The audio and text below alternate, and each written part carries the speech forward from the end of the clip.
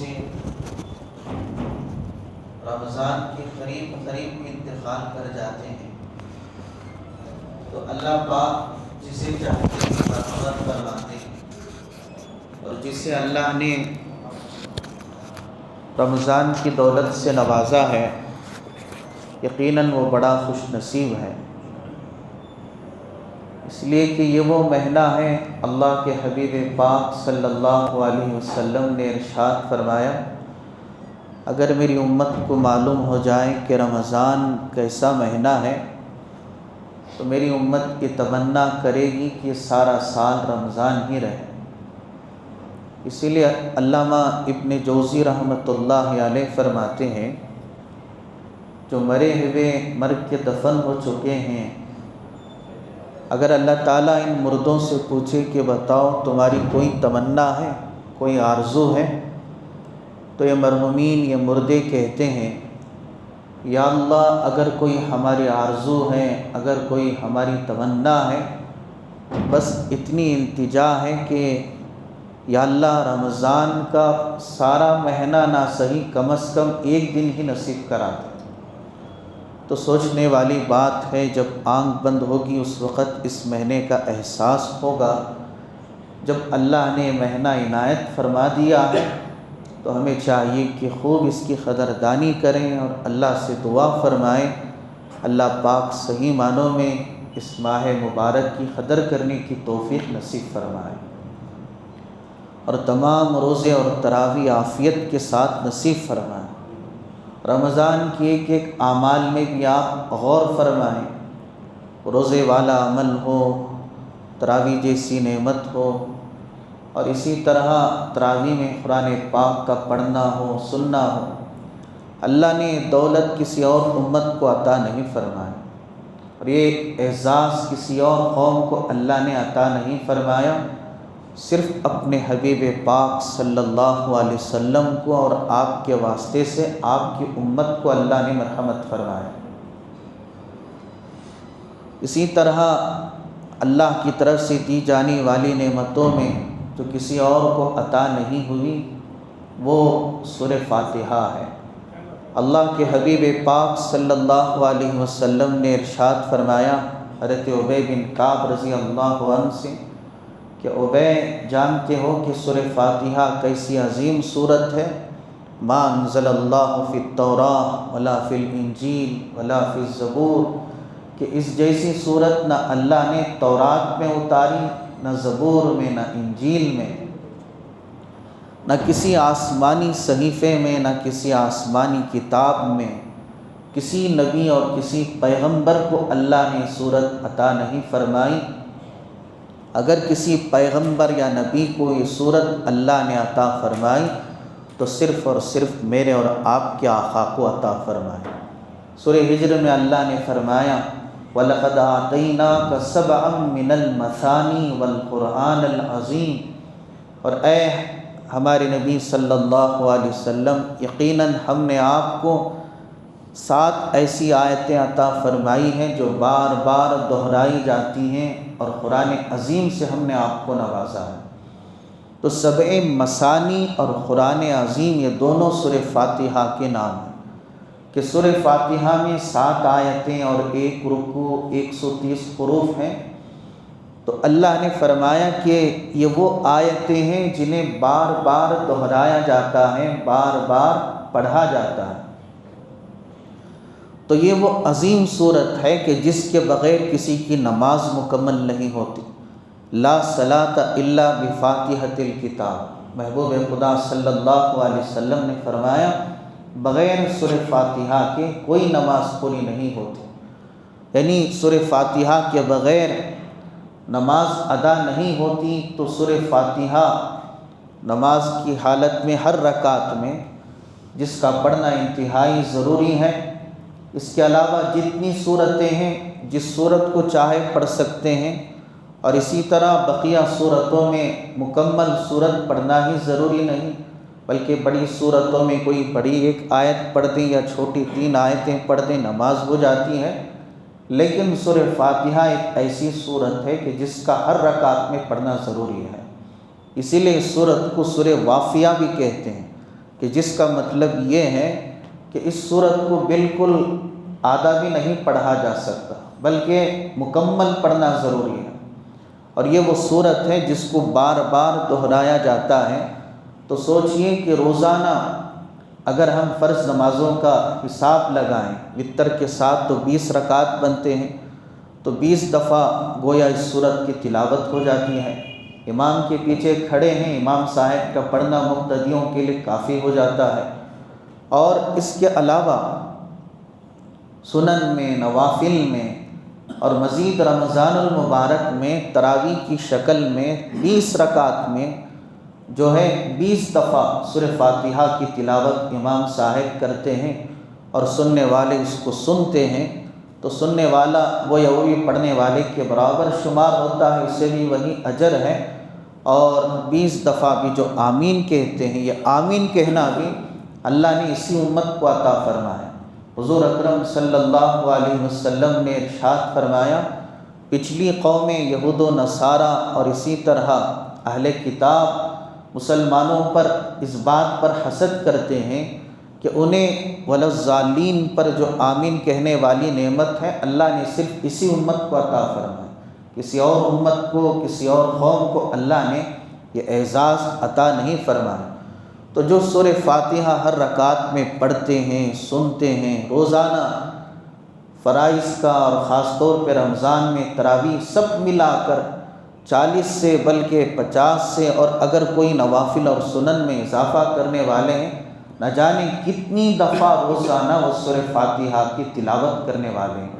جو تہجد پڑھنے والے، اشراق پڑھنے والے، تو یاد رکھیں سورہ فاتحہ ایک دفعہ اگر کوئی تلاوت کرتے ہیں تو گویا سارے آسمانی علوم کی تلاوت کرنے کا ثواب اللہ انہیں عطا فرماتے ہیں، کہ تمام آسمانی کتابوں کا خلاصہ اللہ نے قرآن میں رکھا، اور قرآن پاک کا خلاصہ اللہ نے سورہ فاتحہ میں رکھا ہے۔ تو یہ وہ عظیم صورت ہے۔ حضرت ابو سعید رضی اللہ عنہ فرماتے ہیں کہ ایک مرتبہ میں نماز پڑھ رہا تھا، نبی پاک صلی اللہ علیہ وسلم نے مجھے آواز دی، فلم عجیب ہو، میں نے آپ کی آواز پر لبیک نہیں کہا، جواب نہیں دیا، اس لیے کہ میں نماز پڑھ رہا تھا۔ جب میں نماز سے فارغ ہوا، آپ کی خدمت میں حاضر ہوا، تو آپ نے پوچھا ہم نے آپ کو بلایا، آپ نے جواب نہیں دیا۔ تو میں نے کہا کہ یا رسول اللہ میں نماز پڑھ رہا تھا، کنت اصلی۔ تو آپ نے فرمایا کہ اللہ کا یہ فرمان تم نے نہیں پڑھا کہ یا ایھا الذین آمنوا استجیبوا للہ وللرسول اذا دعاکم، کہ اے ایمان والوں جب اللہ اور اس کے رسول تمہیں بلائیں تو فوراً لبیک کہا کرو، فوراً جواب دیا کرو، حاضر ہو جایا کرو، اگرچہ کہ تم نماز کی حالت میں ہو، اگر محبوب خدا تمہیں بلائیں تو نماز توڑ کر تمہیں جواب دینا چاہیے۔ پھر آپ نے فرمایا کہ اے ابو سعید آج ہم تمہیں ایک ایسی عظیم صورت سکھاتے ہیں جو قرآن پاک کی تمام صورتوں میں سب سے عظیم ہے، اعظم صورت فی القرآن، قرآن پاک کی 114 صورتوں میں اگر سب سے زیادہ اگر کوئی عظمت والی صورت ہے تو آپ علیہ الصلاۃ والسلام نے فرمایا وہ سورہ فاتحہ ہے۔ تو آپ نے ابو سعید رضی اللہ عنہ کو سورہ فاتحہ سکھلائی۔ اور ایک مرتبہ حضرت عبداللہ ابن عباس رضی اللہ تعالیٰ عنہما، جو ابن عباس ہمارے نبی کے چچازاد بھائی، اللہ نے جنہیں رئیس المفسرین کا اعزاز عطا فرمایا کہ جتنے تفسیر کرنے والے، قرآن پاک کا ترجمہ بیان کرنے والے، ان تمام میں اگر کوئی سرفہرست اگر سب سے زیادہ کسی کا مقام ہے تو حضرت عبداللہ ابن عباس رضی اللہ تعالیٰ عنہما کا مقام ہے۔ حتیٰ کہ کم عمر کے تھے، 14 یا 15 سال کے، مگر حضرت عمر فاروق رضی اللہ عنہ انہیں بدرین صحابہ کے صف پہ بٹھایا کرتے تھے، جو غزوہ بدر میں شریک تھے، جن کا تمام صحابہ میں ایک خاص مقام ہے۔ تو کسی نے پوچھ لیا کہ اے عمر رضی اللہ عنہ، آپ ابن عباس جو کہ چھوٹے ہیں بلکہ ہماری اولاد کی عمر سے بھی ان کی عمر کم ہے، مگر آپ انہیں بڑے صحابہ کے صف میں بٹھاتے ہیں، کیا بات ہے؟ تو حضرت عمر رضی اللہ عنہ نے فرمایا ہاں اگرچہ کہ ان کی عمر تھوڑی ہے مگر اللہ نے جو انہیں علم عطا فرمایا ہے اس علم نے انہیں مقام دیا ہے کہ بڑے لوگوں کے صف میں بیٹھ سکیں۔ اور یہ اعزاز آپ کو اس لیے عطا ہوا کہ ایک مرتبہ حضرت عبداللہ ابن عباس رضی اللہ تعالیٰ عنہما نے دیکھا کہ تہجد کا وقت ہے، حضور اکرم صلی اللہ علیہ وسلم قضائے حاجت کے لیے تشریف لے گئے، تو آپ کے فارغ ہونے سے پہلے حضرت ابن عباس رضی اللہ عنہما نے پانی سے بھر کر آپ کے وضو کے لیے لوٹا رکھ دیا۔ جب آپ تشریف لائے پوچھا کہ کس نے رکھا ہے؟ فرمایا کہ میں نے رکھا ہے۔ آپ نے فرمایا کہ ہمارے کہے بغیر ہی آپ نے ہماری خدمت کی، تو محبوب خدا صلی اللہ علیہ وسلم بڑے مسرور ہوئے اور انہیں بلایا اور اپنے سینے سے لگایا، اس سینے سے جس سینے کی تعریف قرآن نے کی، الم نشرح لک صدرک، کہ اے میرے محبوب ہم نے آپ کے سینے کو کھول دیا۔ تو سوچئے جو سینہ نبوت جس سے نصیب ہو جائے کہ ابن عباس نے یہ سعادت پائی کہ محبوب خدا صلی اللہ علیہ وسلم نے آپ کو اپنے سینے سے لگایا اور فرمایا اللہم علمہ الکتاب، کہ اے اللہ ابن عباس کو قرآن کا علم عطا فرما۔ اللہ نے ایسا علم دیا کہ رئیس المفسرین کا آپ نے خطاب پایا۔ حضرت عبداللہ ابن عباس رضی اللہ تعالیٰ عنہما فرماتے ہیں کہ میں موجود تھا، نبی پاک صلی اللہ علیہ وسلم تشریف فرما تھے، جبریل علیہ السلام حاضر خدمت ہوئے، ایک دم ایک دھماکہ ہوا، آواز سنائی دی، تو جبریل علیہ السلام نے اپنی نگاہیں اوپر اٹھائی اور محبوب خدا صلی اللہ علیہ وسلم سے فرمایا کہ یا رسول اللہ آسمان کے دروازوں میں سے ایک دروازہ ہے جو آج کھولا گیا ہے، اس سے پہلے کبھی نہیں کھولا گیا، اور فرمایا کہ ایک فرشتہ اس سے آیا ہے جو کبھی اس سے پہلے اس دھرتی پر نہیں آیا تھا۔ وہ فرشتہ حاضر خدمت ہو کر اس نے عرض کیا یا رسول اللہ ابشر بنورین، کہ دو نور کی آپ بشارت پائیں۔ اللہ نے سعادت کسی اور کو عطا نہیں فرمائی، یہ خوشخبری صرف اور صرف آپ کے لیے ہے۔ اور ان دو نوروں اور روشنیوں سے مراد اس فرشتے نے کہا کہ ایک سورہ فاتحہ ہے اور دوسرا نور سورہ بقرہ کی آخری 2 آیتیں ہیں۔ اور اس فرشتے نے کہا جب بھی کوئی ان 2 نور کو پڑھ کر اللہ سے کچھ بھی مانگے گا اللہ ضرور اسے عطا فرمائیں گے۔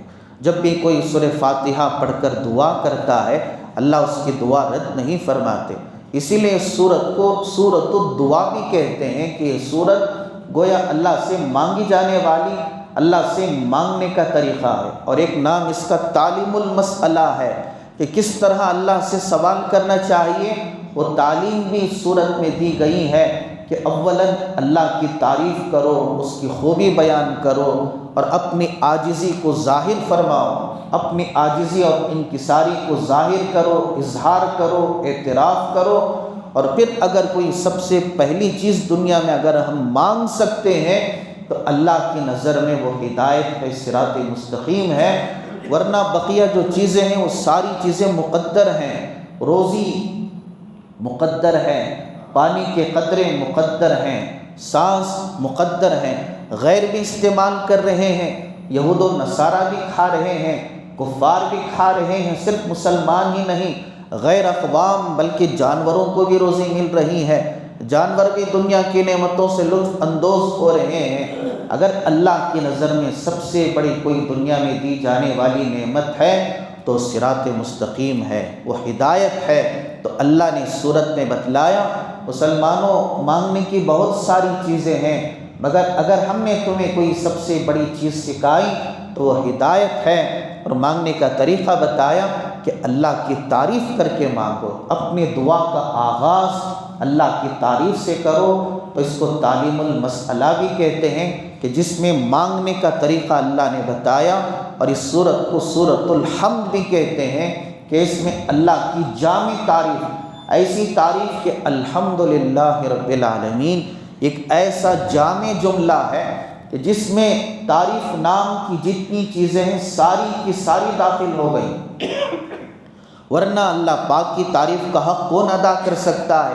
وَلَوْ أَنَّمَا فِي الْأَرْضِ مِن شَجَرَةٍ أَقْلَامٍ، والبحر یمدہ من بعدہ سبعۃ ابحر ما نفدت کلمات اللہ۔ اللہ نے فرمایا دنیا کے سارے درختوں کو کاٹو، قلم بناؤ، دنیا کے سمندروں کو سیاہی بناؤ، اب اللہ کی تعریف لکھتے جاؤ۔ لکھنے والوں میں اولین آخرین جمع ہو جائیں، ملائکہ بھی آ جائیں، انسان جنات سب جمع ہو جائیں، سارا زور لگا لو اللہ کی تعریف اور حمد بیان کرنے میں۔ اللہ نے فرمایا سمندروں کا پانی ختم ہو جائے گا، درخت ختم ہو جائیں گے، مگر پھر بھی اللہ کی تعریف ختم نہیں ہو سکتی۔ تو اگر کسی جملے میں ہم اللہ کی جامع تعریف کر سکتے ہیں تو وہ یہی جملہ ہے الحمدللہ رب العالمین، کہ حمد اور ثنا اور ستائش اور خوبی اور تعریف نام کی جتنی چیزیں ہیں ساری کی ساری اگر کسی کے لیے زیبا ہیں تو صرف اور صرف وہ اللہ کی ذات کے لیے زیبا ہیں، وہ تنہا اس کا حقدار ہے، سوائے اس کے کوئی اس کا حقدار نہیں ہے۔ تو حضرات یہ وہ سورہ فاتحہ ہے کہ جس کے ناموں میں ایک ام القرآن بھی ہے، کہ قرآن پاک کی جڑ ہے، بنیاد ہے، ام الکتاب بھی اس کو کہتے ہیں، اور اس سورت کو سورہ رقیہ بھی کہتے ہیں۔ رقیہ کے معنی آتے ہیں دم کرنا۔ حضرت ابو سعید خدری رضی اللہ عنہ فرماتے ہیں حضور اکرم صلی اللہ علیہ وسلم نے حضرات صحابہ کی ایک جماعت کو روانہ فرمایا اور اس جماعت کا امیر مجھے بنایا۔ ایک خاص علاقے کی طرف آپ نے ہمیں بھیجا، تو جاتے ہوئے ایک بستی سے ہمارا گزر ہوا، ہم کافی تھک چکے تھے۔ ہم نے ان بستی والوں سے گزارش کی کہ آپ ہمارا جو ہے اکرام کریں، مہمان نوازی کریں، تو فَأَبَوْا أَن يُضَيِّفُوهُمْ، تو ان بستی والوں نے ان صحابہ کا اکرام کرنے سے، مہمان نوازی کرنے سے انکار کر دیا۔ اللہ کی قدرت تھی کہ اس بستی والوں کا جو سردار تھا ایک زہریلے بچھو نے ڈنگ مار دی، اتنا زہریلا تھا کہ زہر کا اتنا اثر تھا کہ جتنے علاج کرنے والوں نے کافی زور لگا دیا مگر صحت نصیب نہ ہوئی، حتیٰ کہ وہ مرنے کے قریب ہو گیا۔ تو اب لوگوں نے دیکھا کہ کیا کریں، کوئی صورت نظر نہیں آ رہی، تو کسی کے دل میں خیال آیا یہ جو قافلہ آیا تھا شاید ہو سکتا ہو کہ ان میں کوئی دم کرنے والا ہو، ہم ان سے گزارش کریں تو کچھ کام آ جائے۔ تو ان صحابہ کی جماعت سے اس دستے سے گزارش کی گئی، تو حضرت ابو سعید رضی اللہ تعالیٰ عنہ فرماتے ہیں کہ میں نے قریب جا کر جہاں اس سردار کے جس حصے میں بچھو نے ڈنگ مارا تھا وہاں ہاتھ رکھ کر میں نے دم کر دیا۔ جیسے ہی میں نے دم کیا سارا زہر کا اثر ختم ہو گیا، وہ صحت یاب ہو گیا۔ تو وہ حیرت میں پڑ گئے، خاص طور پہ ان کے ساتھ جو رفقا تھے، جو ساتھی تھے، کہنے لگے کہ ابو سعید تم تو عامل نہیں، کوئی جھاڑ پھونک کا کام تو پہلے نہیں کرتے تھے، آخر آج تم نے کیا کرشمہ دکھا دیا، کیا کمال کر دیا، کیا پڑھ کے پھونکا ہے جس سے اللہ نے سارے زہر کو ختم کر دیا؟ حضرت ابو سعید خدری رضی اللہ عنہ نے فرمایا میں نے کوئی عمل نہیں کیا، میں نے البتہ اتنا کیا کہ میں نے سورہ فاتحہ کو 7 مرتبہ پڑھ کے دم کیا۔ تو جس کی بدولت اللہ نے انہیں صحت دی ہے، نبی پاک صلی اللہ علیہ وسلم کے سامنے جب اس واقعے کو بیان فرمایا گیا تو آپ نے فرمایا یقیناً یہ سورہ رقیہ ہے کہ جس کو پڑھ کر دم کیا جاتا ہے۔ جب کسی مریض پر دم کرتے ہیں، کسی بیمار پر دم کرتے ہیں، خواہ بڑی سے بڑی بیماری ہو، اس صورت کو سورہ شفا بھی کہتے ہیں کہ اللہ نے اس صورت میں صحت رکھی ہے، تندرستی رکھی ہے۔ حتیٰ کہ حضرات علماء نے ایک واقعہ بیان کیا کہ ایک علاقے میں 5-6 سال کی بچی تھی جو غیر مسلم گھرانے سے تھی، پڑوس میں مسلمانوں کے گھرانے تھے، تو ان کے بچے اور ان کے بچوں میں باہمی دوستی ہو گئی۔ اب یہ ان کے گھر جایا کرتی تھی، تو مسلمانوں کے گھروں میں قرآن پاک کی کبھی تلاوت ہوتی ہے، اتفاق سے اس گھر میں جس سے اس کی دوستی تھی ان کی والدہ بچوں کو قرآن پڑھایا کرتی تھی۔ اب ایک غیر مسلم بچی، اس کے دل میں شوق پیدا ہوا تو اس مجلس میں اور اس درسگاہ میں بیٹھ کر اس نے بھی جو ہے ناظرہ قرآن پڑھنے کا شرف حاصل کر لیا، حتیٰ کہ اس غیر مسلم نے سارا قرآن ناظرہ پڑھنا سیکھ لیا۔ حتیٰ کہ جب وہ بڑی ہو گئی اور اس کے دل میں انتہائی قرآن پاک کی محبت تھی، اپنے گھرانے سے چھپ کر قرآن پڑھا کرتی تھی۔ جب وہ شادی کی عمر کو پہنچ گئی تو تو ان کے ماں باپ نے ایک ایسے غیر مسلم سے رشتے کو طے کر دیا جو انتہائی متشدد مسلمانوں سے نفرت کرنے والا تھا۔ اب یہ بڑی پریشان ہوئی، اپنی معلمہ سے آ کر کہنے لگی کہ دیکھیے کہ فلاں سے میرا رشتہ ہونے والا ہے، لیکن اس بات کا مجھے غم ہے، پتہ نہیں اس گھر میں جا کر کیا ہوگا، کہ قرآن پڑھنے موقع ملے گا یا نہیں۔ تو ان کی استانی معلمہ نے کہا کہ آپ کو پریشان ہونے کی کوئی ضرورت نہیں، کہ بطور ہدیے اور گفٹ کے میں اس قرآن پاک کو اچھی طرح پیک کر کے آپ کے شادی میں آپ تک پہنچا دوں گی، آپ اس کو چھپ کر پڑھتی رہنا اور انشاءاللہ قرآن پاک کی برکت سے اللہ تمہاری مدد فرمائیں گے۔ تو ان کی معلمہ نے قرآن پاک کو ان تک پہنچا دیا۔ اب جب ان کے شوہر جو غیر مسلم متشدد جو جاب کے لیے، کام کے لیے، ملازمت کے لیے گھر سے جاتے، تو یہ جو بیچاری قرآن پاک سے اتنی محبت تھی کہ شوہر کے آنے تک کثرت سے تلاوت کیا کرتی تھی، حتیٰ کہ اسی طرح زندگی گزرتی رہی، وہ حاملہ بھی ہو گئی۔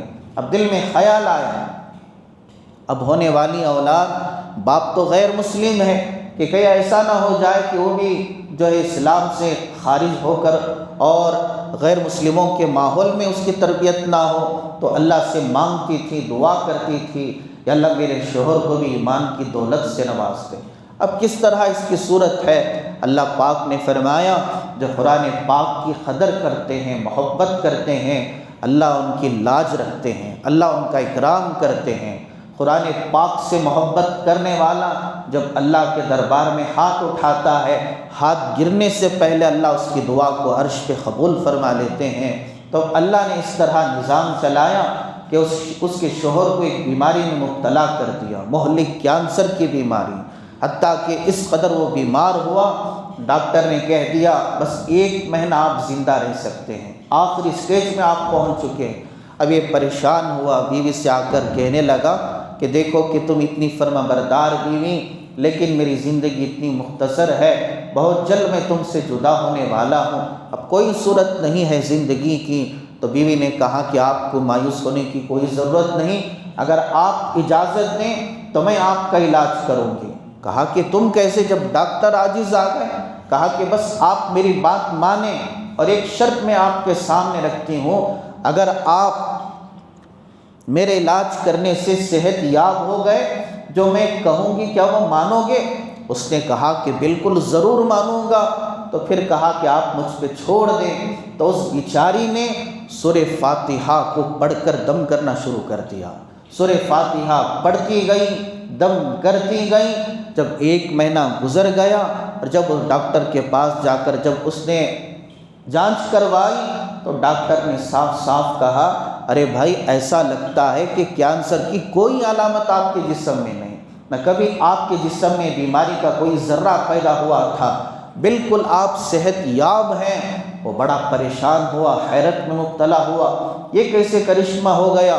اس نے آ کر اپنی بیوی سے پوچھا کہ تم نے آخر کیا کیا؟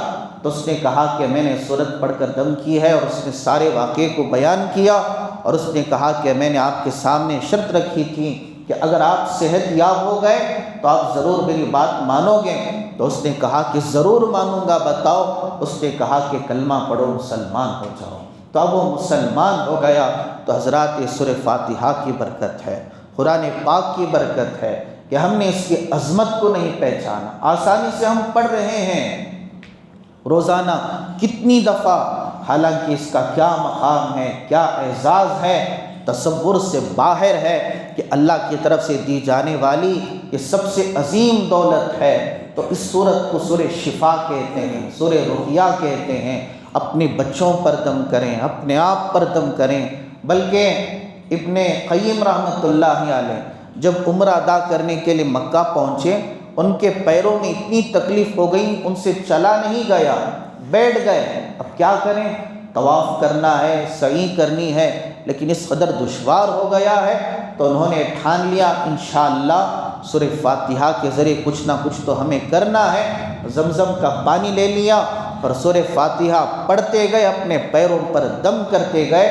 فرماتے ہیں جیسے جیسے میں دم کرنے لگا مجھے ایسے محسوس ہوتا تھا کہ میرے جسم پر کوئی کنکریاں لگی ہیں، وہ ایک ایک کر کے نکل رہی ہیں۔ تو مکمل اللہ نے میرے پیروں میں طاقت بھی دے دی، مجھے صحت بھی دے دی، تو یہ سورہ فاتحہ کا کرشمہ ہے، بشرطی کہ یقین اور ایمان کی ضرورت ہے۔ تو اللہ نے اس صورت میں بڑی تاثیر رکھی ہے، خود پڑھ کر اپنے آپ پر دم کریں، اپنے بچوں کو دم کریں، بچوں کو سکھائیں، اور اس کی عظمت ان کے دلوں میں بٹھائیں کہ یہ عظیم صورت ہے کہ اللہ نے صرف اور صرف اپنے محبوب کے صدقے میں اس امت کو عطا فرمائی ہے۔ تو اللہ کا بڑا فضل اور کرم ہے کہ اللہ تبارک و تعالیٰ نے تراویح کی ایک صورت ہمارے سامنے دی ہے کہ جس کے ہر رکعت میں ہم سورہ فاتحہ سنتے ہیں۔ تو دعا فرمائیے اللہ تبارک و تعالیٰ صحیح معنوں میں ہمیں قرآن پاک کی قدر کرنے کی توفیق دے، سورہ فاتحہ کی عظمت کو دلوں میں بٹھانے کی توفیق دے، اور اللہ تعالیٰ سورہ فاتحہ کی برکت سے اللہ ہم سب کی زندگیوں میں انقلاب پیدا فرمائے، اللہ رحم و کرم کے فیصلے فرمائے، اللہ مغفرت فرمائے، دنیا بھی بنائے آخرت بھی بنائے۔ درود شریف پڑھیں۔ اللہم لک الحمد کلہ ولک الشکر کلہ وصلی علی حبیبک سیدنا مولانا محمد وبارک وسلم۔ ربنا آتنا فی الدنیا حسنہ وفی الآخرۃ حسنہ وقنا عذاب النار۔ اللہم سلمنا لرمضان وسلمہ لنا وتسلمہ منا متقبلا یا ذا الجلال والاکرام یا حی یا قیوم برحمتک نستغیث۔ اے اللہ ہم سب کے گناہوں کو معاف فرما، ہم سب کے خطاؤں کو درگزر فرما، رحم و کرم کے فیصلے فرما۔ یا اللہ آپ نے محض اپنے فضل سے یہ مبارک مہینہ عنایت فرمایا ہے، ورنہ ہمارے کتنے ساتھی ہمارے ساتھ زندگی بسر کرنے والے جو یا اللہ موت کا نوالا بن کے قبروں میں سو رہے ہیں، یہی حشر ہمارا بھی ہونے والا ہے۔ اگر آپ چاہتے تو رمضان سے پہلے ہمیں موت دے سکتے تھے، مگر آپ نے زندگی میں رمضان جیسی دولت رکھی، یا اللہ صحیح معنوں میں ہمیں قدر کرنے کی توفیق نصیب فرما۔ یا اللہ جب یہ دولت نصیب ہو گئی ہے تو یا اللہ توفیق بھی تو ہی دیتا ہے۔ یا اللہ ایک ایک سبحان اللہ بھی، تیرا نام بھی اگر ہم لیتے ہیں تو تیری توفیق سے لیتے ہیں، ورنہ یا اللہ ہمارے بس کی بات نہیں ہے۔ روزے کی توفیق مل جانا، تراویح کی توفیق مل جانا، قرآن پاک کے پڑھنے اور سننے کی توفیق مل جانا، یا اللہ اس سے بڑی دنیا میں اور کون سی دولت ہے، اس سے بڑی اور کون سی نعمت ہے۔ زندگی تو بادشاہوں کی بھی گزر جاتی ہے، زندگی وزیروں کی بھی گزر جاتی ہے، مگر ایسی زندگی دے کہ یا اللہ قرآن پاک کے ذریعے تیرا قرب نصیب ہو جائے، تیری محبت نصیب ہو جائے، تیرے نبی کی محبت نصیب ہو جائے۔ یا اللہ تیرا احسان ہے کہ تو نے اپنے حبیب کی امت میں پیدا فرمایا، قرآن جیسی دولت دی اور قرآن پاک کی ایک ایک سورت بھی اور سورہ فاتحہ۔ یا اللہ ہمارا علم ناقص ہے، ہر اعتبار سے ہم کمزور ہیں، مگر پھر بھی یا اللہ تیرا قرآن ہے، سورہ فاتحہ ہے۔ تجھے سورہ فاتحہ کا، تیرے کلام کا واسطہ ہماری زندگیوں میں ہدایت کے فیصلے فرما۔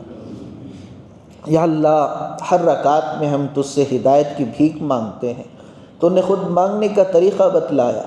سننے والا پڑھنے والا اگرچہ کہ ترجمے کی طرف توجہ نہ دیں، یوں ہی سرسری پڑھ لیں، مگر پھر بھی وہی الفاظ ہیں یا اللہ جس میں بندہ تجھ سے مانگتا ہے کہ اے مالک ہمیں سیدھے راستے پہ چلا دے۔ یا اللہ ہمارے نبی نے فرمایا ہے جب کوئی آپ سے مانگے تو آپ اس کو خالی لوٹانے سے آپ کو شرم آتی ہے۔ یا اللہ روزانہ جتنی دفعہ ہر رکعت میں جو آپ سے مانگتے ہیں ہمارا ایمان ہے یقیناً آپ اس کو سیدھے راستے کی ضرور ہدایت دیں گے۔ یا اللہ ہمارے اور ہمارے نسلوں کی زندگیوں میں ہدایت کے فیصلے فرما۔ یا اللہ خاص طور پہ اس رمضان سے بھرپور فائدہ اٹھاتے ہوئے ہم سب کو صحت دے، قوت دے، طاقت دے، عافیت نصیب فرما، سلامتی نصیب فرما کہ ایک ایک لمحے کی قدر کریں، تمام روزے نصیب ہوں، تمام تراویح نصیب ہوں، اور زیادہ ذکر و اذکار میں وقت گزاریں، ہر طرح کی غیبت سے، بدنگاہی سے اور وقت کو ضائع کرنے سے، ہر طرح کی غفلت اور سستی سے ہم سب کی حفاظت فرما۔ بار بار زندگی میں ماہ مقدس نصیب فرما، اپنی رضا نصیب فرما، اپنے نبی کی رضا نصیب فرما۔ اے اللہ جو مانگا ہے وہ بھی عطا فرما، جو مانگنے سے رہ گا اللہ وہ بھی عطا فرما۔ ہماری ان دعاؤں کو محض اپنے فضل و کرم سے حضرت رسول اللہ صلی اللہ علیہ وسلم کے صدقے طفیل میں قبول فرما۔ سبحان ربک رب العزت عما یصفون وسلام علی المرسلین والحمد للہ رب العالمین۔